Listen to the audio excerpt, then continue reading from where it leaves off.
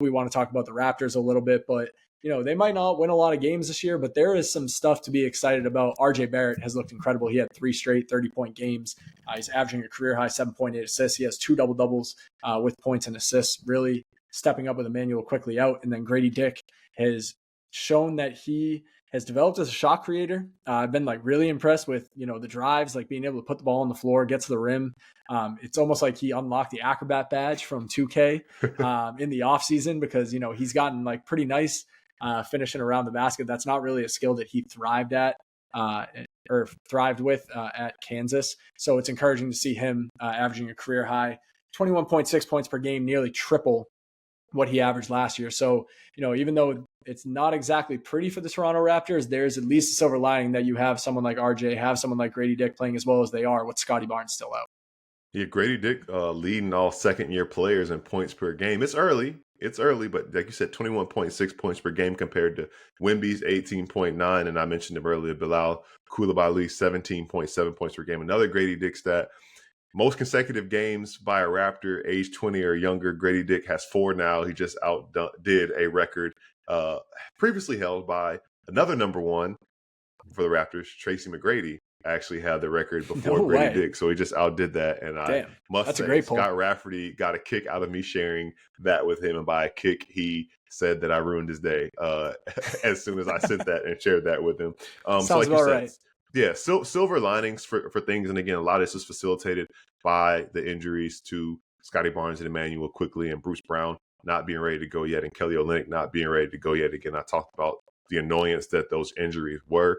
And also, what we've seen from the rookie class, didn't expect to get much from Jamison Battle on a 2-way deal, but he's out here, doing things. And Jamal Shead, I don't think we're surprised that he is ready to compete and contribute right away. Jacoby Walter has looked good. And even if you sit and watch the Raptors, got to give credit to Darko Rajakovic for what he's been doing. They're moving the ball. The ball is humming. There are good principles that are going on. There is something being put in place, and even Nikola Jokic, I know that's his fellow countryman, but he gave good credit on what this team is doing and that they're building something regardless of the results being wins or losses. Not really the case right now, especially for a team who probably wasn't really expecting that. And then you add all the injuries into to play to begin with. So honestly, I say have to say, and not just because this is NBA Soundsystem Canada, when you think about teams who are in that same stage and in that same realm that are trying to rebuild, when you assess everything, they're maybe in a better spot than I probably thought they were to begin with. I know I talked about what they could do this year, and I probably was higher than most, but bigger picture, I think that they have a more positive outlook than I initially believed.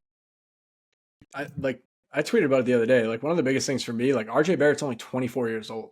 It feels 24. Like he's been in the NBA for an eternity, but he's only 24. And because he has been, it's true. It's been half a decade, but for him to go from the role that he was in with the Knicks to the role that he is in with the Raptors, this is so clearly better suited for his, him right now as a player, but also his development for the future. And that's why we're seeing him thrive the way that he has been. He carried that over from the Olympics as well. He was obviously one of the best players in the entire tournament over the summer. And then, it was unfortunate that he had that shoulder injury to start the season, but it's awesome to see him pick up right where he left off. And again, doing all of this without Scotty Barnes, who's only going to make life easier for RJ, only make life easier for Grady Dick, and also having a true point guard as well as RJ's been passing the ball. To have a true point guard like Emmanuel Quickly, who hasn't been able to play yet either, the wheels are going to turn on offense a lot easier when those guys are on the floor. So, it's encouraging to see them doing what they're doing. But, you talk about these up and coming teams that are rebuilding right now. Draymond Green said it about the Washington Wizards after the game last night. He's that's the first time we've played a competitive Wizards team in a long time. And that's a team that's starting, I think one of their starting lineups last week, average age was 21.3 years old or something like that. Yeah. They are going all in and starting Alex Sarr, starting Bub Carrington, starting Keyshawn George. The 3 guys that they took in the first round, they're just you know what? Kyle Kuzma's hurt. We got some other injuries going on. Let's just throw all these young guys out there and see how it goes. And they're competing and they're playing hard because it's their first opportunity to do that in the NBA. So, it's cool to see teams like that, see teams like the Pistons looking a little bit more competitive, see LaMelo Ball playing as well as he's been playing for the Hornets and trying to get the wheels turning there. And I don't know if part of it is just the early season, you're a little bit more excited about the bad teams because you already know what you got with the good teams. You know what I mean? Right. Like for the most part, like we already dug into the Bucks and Sixers enough. But like, the top of the league, like you already know what you're going to get with them. So like in the early season, it's most fun to watch those bad teams who you might not be paying attention to as much as the season goes on and the record gets worse. But it has been cool to watch a lot of those teams play at a more competitive level and also realize that even the worst teams in the league, like there's just a lot of talent in the NBA. Even the worst teams in the league have guys that are worth tuning into on League Pass, worth getting excited about, and start to figure like, okay, all right, I can kind of see what this franchise is doing, and the Raptors are a prime example of that. Yeah, no, you saying that, I think that's perfect, and I think what allows us to enjoy it more is that we've seen it play out in real time. We've seen it play out with OKC, going from being, oh man, they're really fun, to like, wait a second, they might be a problem, to like, all right, this is a championship contender. Same thing we've gone through with Memphis. And you said bad teams. I got to give a quick shout out. Delano Benton, 20 points in the fourth quarter last night in New Orleans, outscored the Pelicans by himself.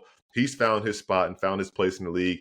It's interesting because not a lot of people thought he was going to amount to much when he was a second-round pick out of Nebraska, but he certainly figured it out, because you don't just score 20 points in any quarter of an NBA game without figuring it out. But I have to say, like, the seeds have been planted, and we can say these things about these teams, and that the factors that go into it are drafting well and staying healthy, which I think is going to stand in the way of the Hornets, because Mark Williams and Nick Richards out of the lineup.